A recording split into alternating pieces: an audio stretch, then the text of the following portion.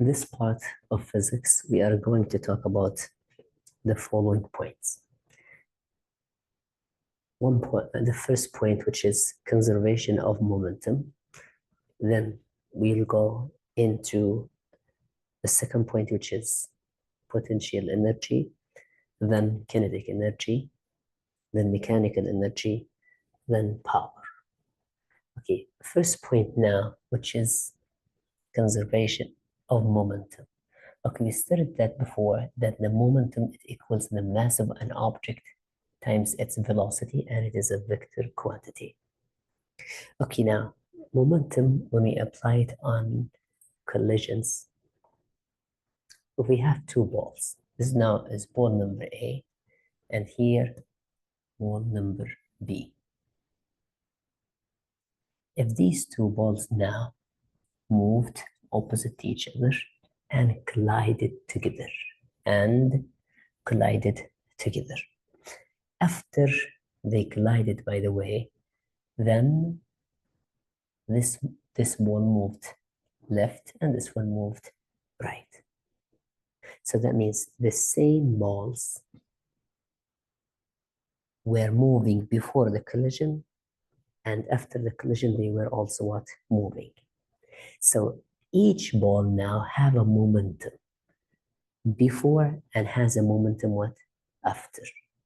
And the law of conservation of momentum says the sum of momentum of these two balls before the collision equals the sum of momentum after the collision. So that means before the collision, by the way, the momentum of B, it was mass of B times initial velocity of B. And here it used as mass of A times the velocity, initial velocity of what? Of A. Then after the collision now, what happens now? This one now, then it will have mass of B, it will remain as it is, times the final velocity, which is the velocity after the collision, so we call it final. And before we call it what? Initial. Of what? Of B.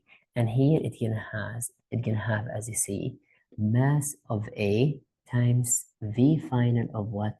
Of A. So we said the conservation of momentum says, the sum of momentum before the collision equals the sum of momentum what? After. So that means now, this one now, it was before.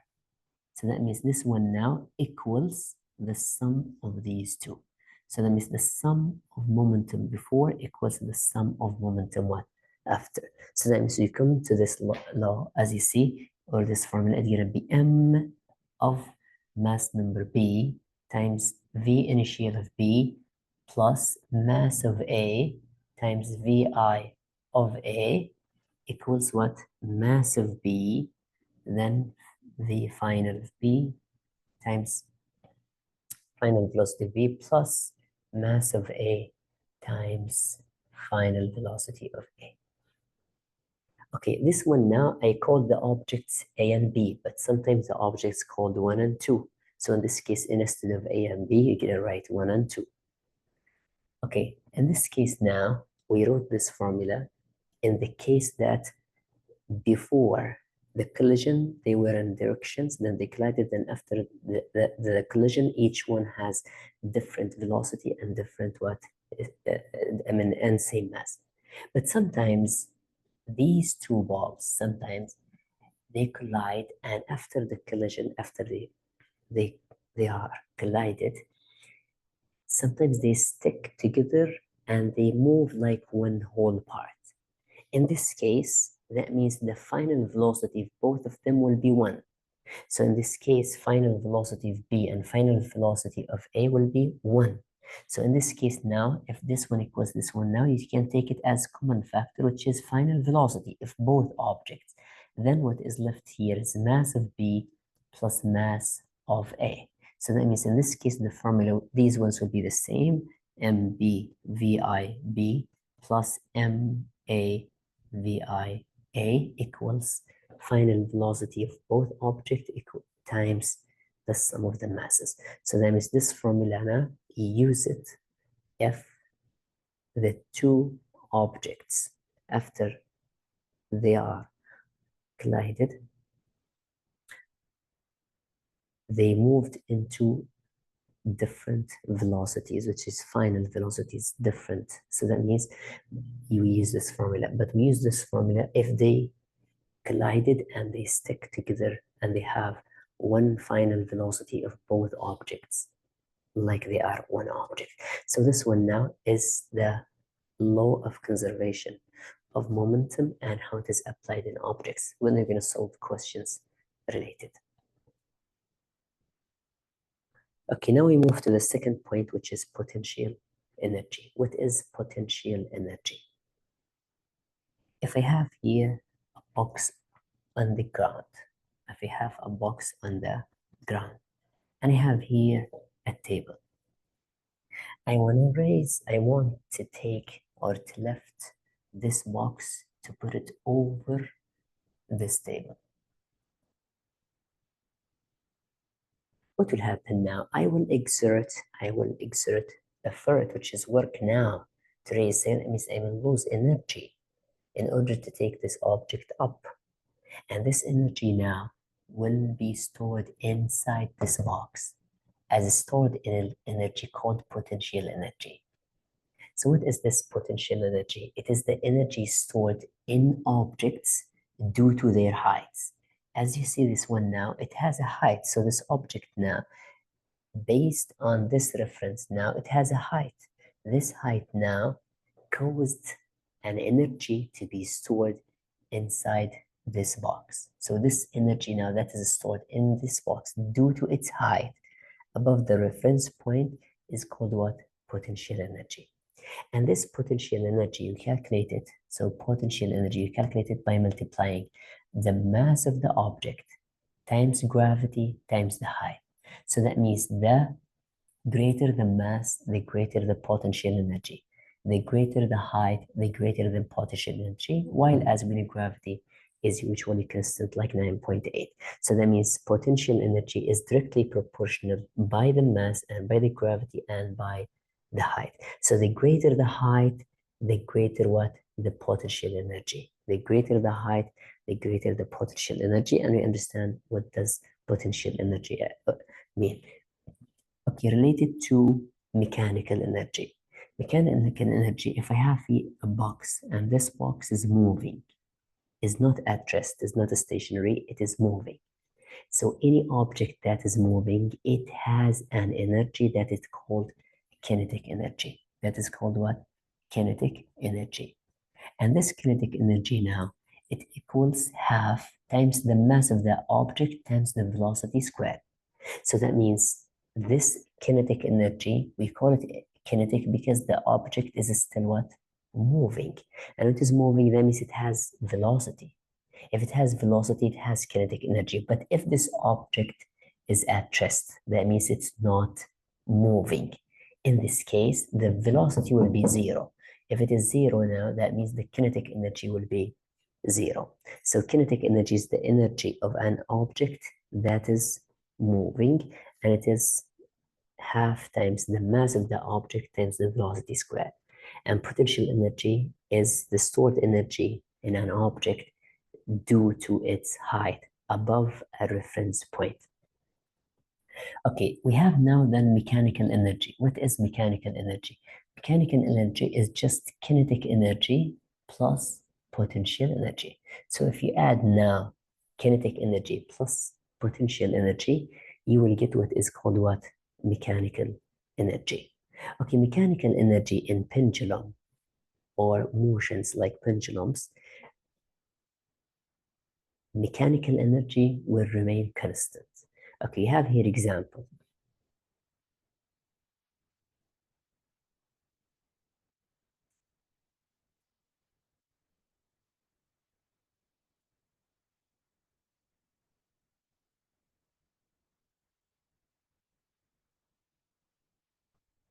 Okay, we have now here example. As you see, this object now, this is the reference point. This one now, is the reference point of this moving object.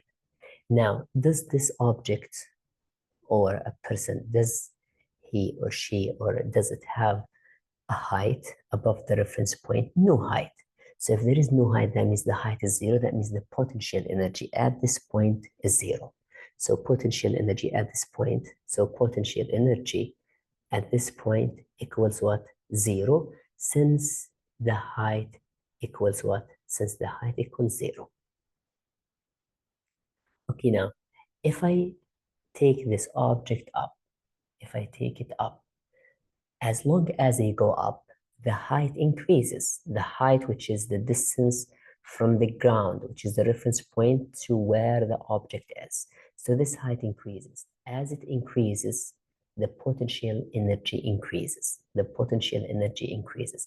Okay, then if I put it here now, it has height. And since it has height, it has potential what? Energy.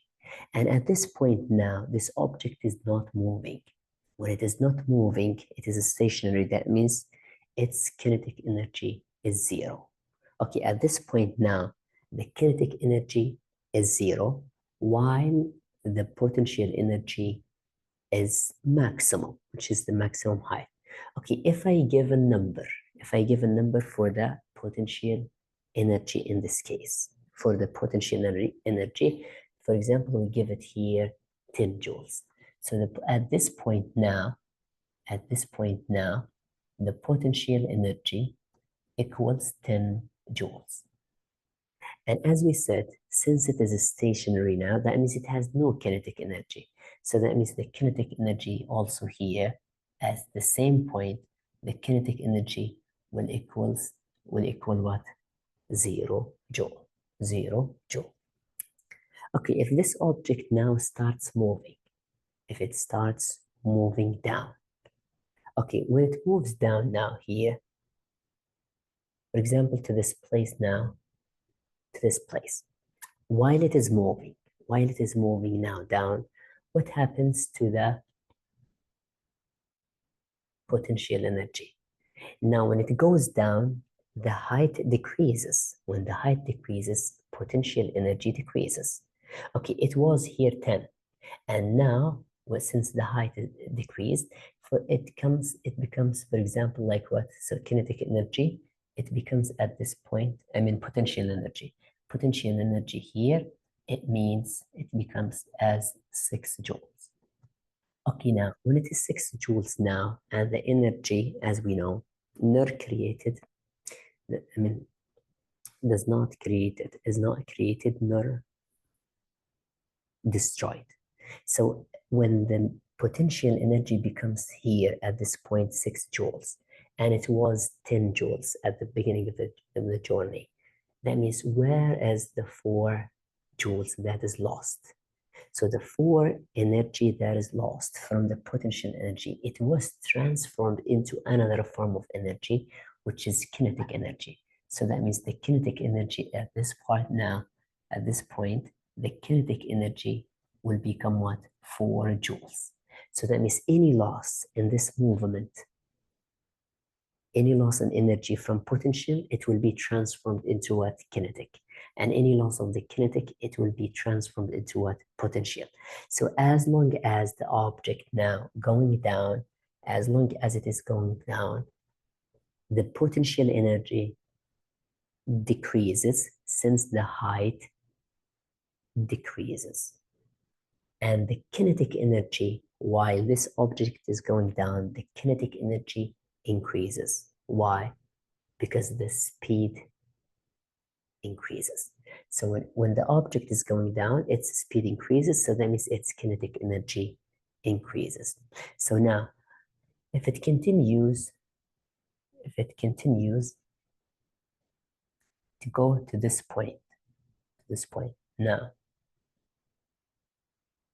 to this point, if it goes to this point, what happens then?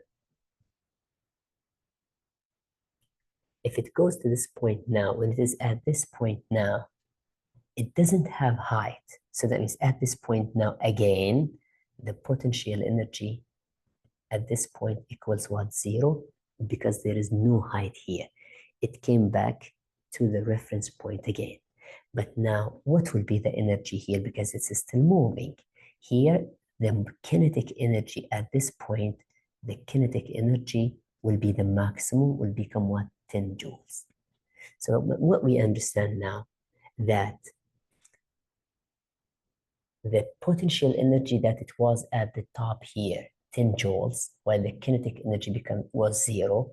At this point now, it's exactly the opposite. The kinetic energy is the maximum, which is 10 joules, and the potential energy is what? Is 0 at this point. Now, while the object is going up, its velocity decreases. While its velocity decreases, that means its kinetic energy decreases.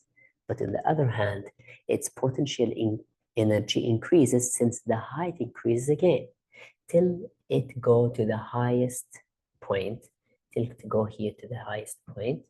Then again, it will become here, again, the potential energy will go maximum again, 10 joules, and the kinetic energy will go to what?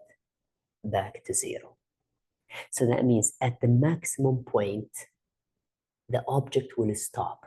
When it's stopped, then to go down again, that means kinetic energy will be 0 there, but potential energy is maximum.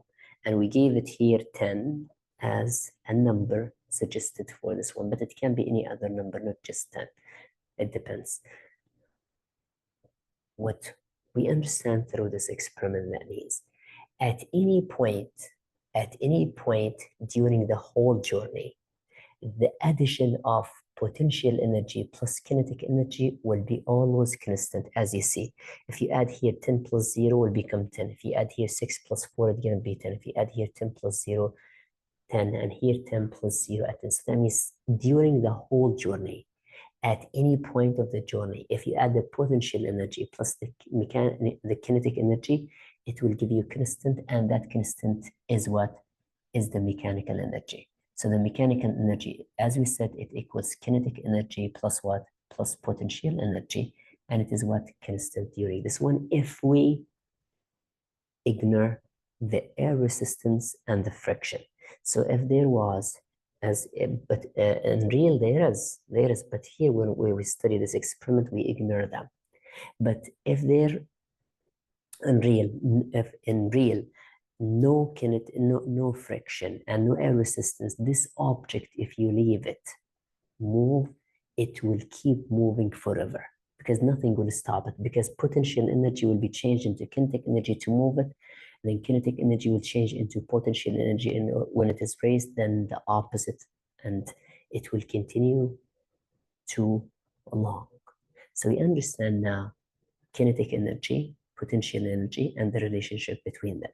Okay, it's the same idea like pendulums. It's the same idea for what? For pendulums. So for pendulums, it's the same. If I have a pendulum here, it's fixed at this place. So if I have a pendulum here that is fixed to this place, and this pendulum now is moving left and right. This pendulum now moving, as you see, left and right. So that means when it moves to this point, and when it moves up to this point, as this pendulum goes up, its potential energy increases till the maximum it will be at this point. That means maximum potential energy and minimum, which is 0 kinetic energy, because the kinetic energy will stop here, will be here 0, because the velocity will stop here, it becomes 0. Then when it moves back again, at this point exactly, kinetic energy will be the maximum. Kinetic energy will be the maximum at this point. So when it is the maximum kinetic energy, that means maximum speed during the whole journey will be at this point. Maximum speed or maximum velocity will be exactly at this point. Then when it goes to this side, it's going to be the same. So at this point and at this point, the velocity will be what? 0, since the kinetic energy is 0. So that means this movement is the same like the previous experiment. So you understand now potential energy, what is it, and kinetic energy, what is it, and mechanical energy, what is it, and what's the relationship between each one, and how one form of energy is transformed into another form of energy. Okay, we move to the next point now, which is power. What is power now? Power is the work done. So power, it's the work done over the time it takes. Over the time it takes. So for example, now if I have a box here, and this box now I want to raise it up. I want to raise it up. Okay, when I raise it up now, I'm exerting work now, and this work now is denoted as potential energy. And this potential energy here, it equals, as I said, mass times gravity times height. So if the mass of this object is 3 kilograms, and gravity, as we know, it's around 10 mass per second squared, and the height here is 5 meters. So in this case, the potential energy will equal what? 5 times 3, 15 times 10, it's gonna be 150 joule. And this potential energy now, it represents the work done to raise this object to this point, to raise this object to this point now. And this one is just as energy. But now this energy now, if we calculate the time it takes, for example, here the time it takes is 3 seconds, the time that it takes to raise this object to the top point. In this case, what will be the power? The power, as we said, it equals the energy, which is as work, which is 150 in this example, divided by the time it takes in seconds, which is what? 3 seconds. What will I get then? You'll get 50. 50 what? 50 watt. So that means the unit of power is watt. And we understand what does it represent? It means how many, or it means the amount of energy in joules that is used in 1 second. That means now you're going to use like 50 joules per 1 second. So the average or the rate of energy is called what? Power, and the unit of power is what? Watt. So watt is you divide the energy you will get, or you use, whether is it vertically or horizontally here. If you push an object to the right, the work that you do, if you divide it by the time it takes, it will become what? Power. Okay. The power, as we know, it equals the work or the energy over what? Over the time, because the work is type of energy. Now, from this formula, can you get what is watt? I mean, the watt, it equals what? The watt equals what? The unit of watt. Okay, if I analyze now, I'll get the watt, here the work, it equals, as we know, force times displacement over time. If I go further, the force itself, it equals mass times acceleration times here the displacement over what? Over time. If I continue now, the mass, what is its unit? It's kilogram. Times the acceleration, what is the acceleration? It's meter per second squared, right? Times the distance, what is its unit? It's meter. And that all over the time unit, which is what? Which is second. Now, if I have a multiplication, this one, the denominator is 1, and here the denominator is 1, and here between them is times. So if you are multiplying fractions, like this case, if you are multiplying these fractions, you multiply the denominators alone and the numerators alone. So kilogram times meter, it will get what? Kilograms times meter squared. And what is 1 times second squared times second squared? It's going to be what? Second squared. And all of that is divided by what? By second. Okay. Then this second now, where it will go? It will go above the longer line here. So that means it's going to be second times second, going to be second, by second squared, going to be second cubed. So you'll get kilogram meter squared over second cubed. So this one now, it means 1 watt, or a watt. What does it represent? So we understand now what is the power. We understand what is mechanical energy, what is